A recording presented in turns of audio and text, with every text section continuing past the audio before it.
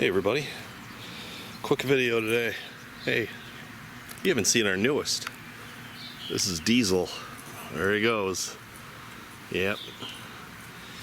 Yeah, since we put Reagan down a year ago, it was time. So thought I'd take you through a garden tour. And there's Maddie, of course. Maddie just turned 4. She's doing really well. Diesel's 6 months. Diesel, come. He knows his name and everything. Yes, say hi. Say hi, buddy. Say hi, Buster. Don't go in the garden. You two don't go in there. He's gonna be a big boy. Okay, let's take a look here at the garden. Here we have our sunflowers. These I planted late from seed, and actually I direct sowed those. All right, you guys want to go in the garden? Go in the garden. Go ahead. Just don't knock anything over. There's my big sunflower. We have a problem here. This is the Atlantic giant pumpkin. And you can see the holes from the squash vine borer in this one too. So I was actually just found it. I was in here weeding, and I went and saw there was one in there, a couple in there, a couple in here, and I killed them all with my knife. And their remains are scattered around here. Anyway, hopefully that will do it. But you can see how high. Usually they'll lay their eggs down here low. May have. But here you can see it's all over. And that totally wipes out the pumpkins and the squash. But these are doing very well. There's just 2 plants, and they've really taken over. I don't know what sunflower that is, but the bees are loving it. And I have, like I said, I got this whole row here that's going to be coming up. And I got some basil that I got to transplant. I'm going to move that up to the garden behind the house, just so I don't have to walk so far. This row, I got several rows of peppers. These are an early red pepper, and of course, you know, red peppers have to turn green first. That's kind of the rule. So as you can see, the weird thing about these plants, and I've fertilized them, is the plants are so small, but they're all bearing fruit, which is great. Cool season crops, and this has been a hot, muggy summer. They do not like this full sun being out here. So I lost all my broccoli, flame cauliflower, lost all of that. Had to replant it, which I did. And this is my flame cauliflower here, and here's a broccoli that I just got a head growing. And I'm gonna have to watch this because these will bolt really fast. So I have to be careful. If we get too much heat, it's gonna have to be picked small. And this one, you can see what happened. It looks kind of leggy. I mean, it's a big plant, but it looks a little leggy because it got super hot.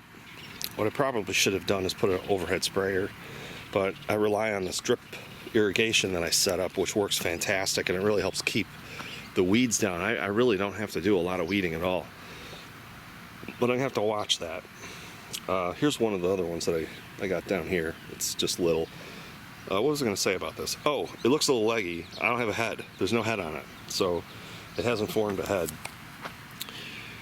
And the other thing other issue I had was my onions. I had a whole bunch of Fairy Morse reds and Walla Walla sweet yellows, and they all died. Every one of them. I fertilized them in their containers, and they all wilted, and maybe the fertilizer was too strong. Got some chives growing there. So these are white onions, and they're starting to bulb because the days are starting to get shorter now. I really don't like white onions, but I planted them. I do have to show you my garlic harvest. That came out phenomenal this year. Planted in October and did really well. This sunflower, it just snapped off. It was leaning. I tried to save it with a post, and I couldn't save it. Here we got another sunflower. Here's another sunflower. I got some more sunflowers over there. And those are just wild. I don't even know what they are. They're just wild sunflowers. Camera said it was panning too fast, so sorry if everybody's throwing up right now. Okay, so tomatoes. These steaks I just made, saw them on YouTube, how to make them, because I needed something different. Those tomato cages just don't work. They don't last. So it's pretty simple. It's just using this fence wire here, cutting a bunch of fence wire, and then stapling it. So that's what I did. And we'll see how it works. I need sauce, so I gotta make sauce. What I'm gonna do, got a bunch of San Marzanos growing and plum tomatoes. So those are going. And then that's what this whole area is here, just trying to get as many tomatoes as I can. And normally we don't start seeing ripe tomatoes until August, middle of August. But oh, there's one. As you can see down there, I've got my first ripe plum tomato, or San Marzano. So I'm pretty excited about that. And then over here, it's got a mixture. Some San Marzanos, like that guy there, but then this big thing here and this big thing here. These are black Krim. I've never tried them. They're an heirloom, so that'll be exciting to see if they come up. You know, they don't, these heirlooms, they don't come out like really nice shaped, nice looking tomatoes. They're kind of gnarly. If you look at like a brandy wine, they're all kind of like, I don't know, there's a name for it, but they're just not, they got knobs and they look kind of weird, but they're delicious. Okay, so pickles. Normally my pickles are done. This one's got to get picked. Normally my pickles are done. I got another one down here by June, another one here. Oh, look at this big guy. And I've been making relish with them, so I'm gonna harvest these now. And then I went to Home Depot today to pick up these stakes to make the trellis. Not this trellis. This trellis is old, but it works really good. And they had plants. They had a ton of vegetables still, and I thought, wow, I might as well buy them, and then I'll see what I can get with what is remaining of this year, being the middle of July. The plants are big. If you see this plant here that I got from Home Depot, I mean, this is a large. There's several plants in there. It's a really large cucumber, and that one over there is really large too. So pretty happy about being able to get these big plants, because something small, I'm going to run out of time before the weather turns and the daylight turns. So that is the update. Everything, so I took that big ash tree out, and I could plant tomatoes here. Now, had I left that big ash tree, the only place that I could keep tomatoes would be somewhere over in this area, and yeah, so I'm really happy. I got a lot of space, and Maddie's happy too, because the rabbits have been around. Maddie got a rabbit in the winter, and Diesel, he's over there. I took out 2 stumps with the ATV, just winched them out, 2 pine trees. Anyway, Diesel got his first rabbit about a month ago, and a big one. Caught it back here in the corner of the house. He got it cornered and got it, and then he ran past me. The thing was screaming. Yeah, long-eared rats.